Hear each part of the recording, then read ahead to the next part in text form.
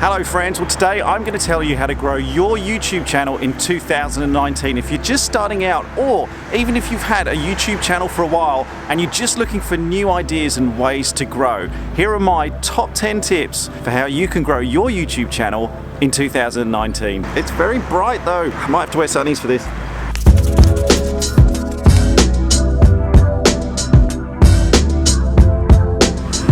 Oh, that's better. If you're new to the channel, hello, quick introduction. My name's Stefan. I make travel, aviation, tech videos here on YouTube, and I've learned quite a lot in that time in terms of what makes things work for you when you're trying to grow, but also what doesn't. And I want to share some of those tips with you today because a big part of what I'm trying to do here on YouTube is help people like you grow your own channels. So here in no particular order are my top 10 ways, my favorite tips for how you can grow your channel in 2019. All right, tip number one, don't define a niche, define a brand. Now there's lots of people who tell you when you're starting out on YouTube to find your niche, find that thing that you're going to focus on, and that'll be the one thing that people know your channel for. For example, I like to fly planes. People could say to me, your niche should be all about general aviation and flying planes. Well, I think that's a little bit restrictive. You've got to work out what you like doing as a person and then make videos about that, as opposed to thinking of a niche and starting to make videos for that niche. Because if you do videos on one subject all the time, yeah, you'll build up quite a loyal and a very targeted audience, but eventually you're going to probably want to move on from that, and there are other things in your life that are going to interest you, but you've pigeonholed yourself in a niche, and getting out of it at that point is going to be harder. So when you're starting, don't think of the niche as much, think of your personal brand, what excites you, and make videos about those topics. Okay, number two, you're going to want to have a plan, even if you're making a video that's unplanned. I'm a big fan of structure, and I think it's really important to have a structure behind your video. So even if you're doing something that seems unplanned, like a daily vlog or a travel adventure, you're still going to want a bit of a structure behind it before you start filming. For every video I make, I normally have a bit of a plan already set out on my phone. Even if it's a vlog, I'll have a bit of a story behind it, a setup, a conflict, and then a resolution at the end. If it's a product review, you still want to have a structure. You want to maybe do the unboxing, then you want to look at the tech specs, then the pros, the cons, and then have a summary at the end. If you follow a structure when you're planning a video, when you actually go to shooting that video, it's going to make things flow a lot easier, and it's going to make the whole shooting process a load simpler too. All right, next tip, start with a hook. Now going back to the last point about having a plan for your videos, one of the very first things I do when I'm thinking of a new video is I think of the hook. What's the reason why someone's going to want to click on this video and continue watching? For example, the hook for this video is all about how to grow on YouTube in 2019. It might seem weird when you're first starting out, but I really recommend anyone who's making videos on YouTube, start with your hook, write your title, have a think about what your thumbnail's going to be, and then film your video. Don't do it the other way around, where a lot of people do when they're starting out, which is film the video, put it together, edit it, and then think, oh, what's the title going to be and why are people going to watch this? Okay, next tip, as part of your planning process as well, you're going to want to have an overarching schedule for your YouTube. Nearly fell off. Have a schedule and stick to it. Now don't go for some sort of crazy schedule that you can't keep to from the beginning. Don't try and do daily vlogs from day one. I don't believe that's the way for you to grow successfully. But I do think it's important to set yourself some sort of timing schedule. And this isn't, by the way, this isn't to try and beat the YouTube algorithm. This is so you can make a commitment to yourself, to your channel, your audience, and stick to it.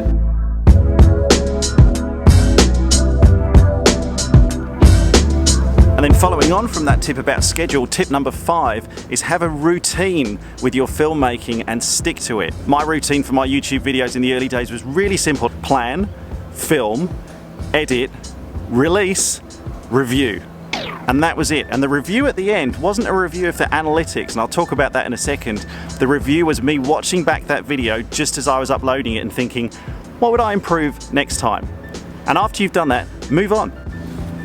If you're wondering, by the way, where I am, this is Melbourne in Australia in the summertime. They're just preparing the cricket pitches down here for all the games over summer. So you might be watching this in the Northern Hemisphere. Freezing cold, getting ready for 2019, but in Australia it's summertime. Okay, next tip, listen, but don't ask for permission. And what I mean is listen to your audience, listen to what they're saying, and take on board the feedback that you get, for example, in comments and people reaching out to you in social media.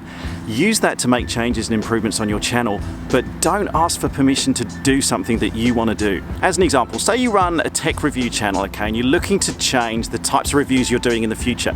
I think it's fine to say something like, hey, just to let you guys know, I'm looking to do some tech reviews in the future. What sort of things do you think I should review? What I don't think you should do is ask for permission. Something like, hey guys, I think I might change this channel and get into doing tech reviews in the future. What do you reckon? Should I do that or stick to the content I'm doing now? That's asking for permission, and it really shows a bit of a lack of self-confidence in what you're doing and where you think your YouTube channel is going. And at the end of the day, it's your channel and you're leading your audience to a place that you want to take them to. So by all means, listen to the feedback and take on board criticism and suggestions, but don't ask for permission to do something different. Next tip, analytics don't matter. Okay, let me caveat that by saying at least at first. So in the early days, if you're just starting out, you can get obsessed by analytics. You can get obsessed by how many people are viewing your videos. I'll be honest with you, when I started out, I used to view my own videos just to see the view rate going up by one person. And that was really exciting in the early days. So I get it. I get it can be exciting to watch those numbers tick up and to see which videos are performing better than others. But in the early days, don't obsess over your analytics. I honestly believe analytics are only good when you've got a bit more data to start comparing things on. When you're just starting out and you maybe have 10 videos, you're not going to get a lot out of seeing which video is performing better than others. Wait till you've been doing this for a while before you start comparing yourself to other videos that you've put on, before you compare your likes to your dislikes, before you compare which videos got suggested by YouTube and which ones didn't. That's important in the long run, but if you're just starting out, it's more important to focus on producing the content than obsessing over the analytics behind it. And analytics can be a really dangerous way as well, and it can get you into a bad habit of comparing yourself to other people. And that's my next point. So, next point, stop comparing yourself to other people. There are 1,000,001 tools out there that you can use to check your statistics and compare yourself to other YouTubers, and that can be one of the most demoralizing things that you can do as a YouTuber and can really prevent you from growing. The best advice I can give regarding analytics is, if you are starting out or if you've been doing this for a while, just turn off those comparison tools. Stop looking at other YouTubers as competition to your channel, because they're not. There is a big enough audience out there for everyone to have a decent amount of views and a decent amount of growth on their channel. You don't need to think that what other people are doing is affecting how you're going to grow. So stop comparing and just focus on what you're trying to achieve, not what someone else might be doing better or worse than you. Then for the next tip, I think it's very important to set a goal. But you've got to set a realistic goal. Now, if your aim on YouTube in 2019 is to get to a certain amount of subscribers or make a certain amount of money, I honestly think you've already failed on YouTube, because that's not the way to measure yourself. The goals that you need to set go back to the earlier point. Say to yourself, I'm going to aim to make X number of good quality videos and upload them to my channel every week. If that's 1, if that's 2, if that's 7, if that's 14, whatever it is, that should be your goal. Not the number of subscribers you're getting, not the amount of money that you're expecting from the channel, but your output is the key way that you should be measuring yourself.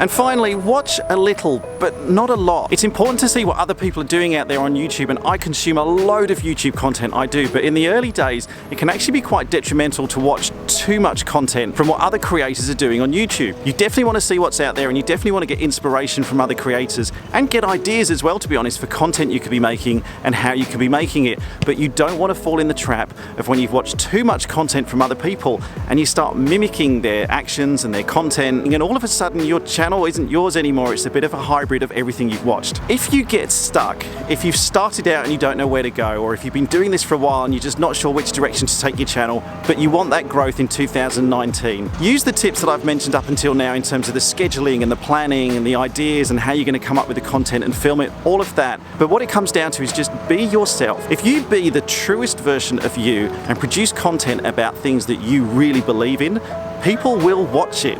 People will find you through whatever methods you either introduce them to your channel or your content gets suggested, but they will find you. It's the long-term play. There's no short-term plays, I don't believe, in YouTube. Your channel's not going to blow up. You're not going to go viral tomorrow. You've got to put the work in.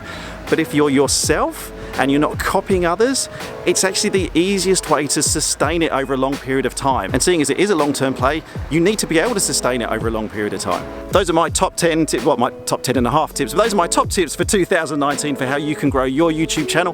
What are your tips? Let us know in the comments below if you don't agree with something I've said here, or if you've got better ideas for how all of us as creators can grow our channels in 2019.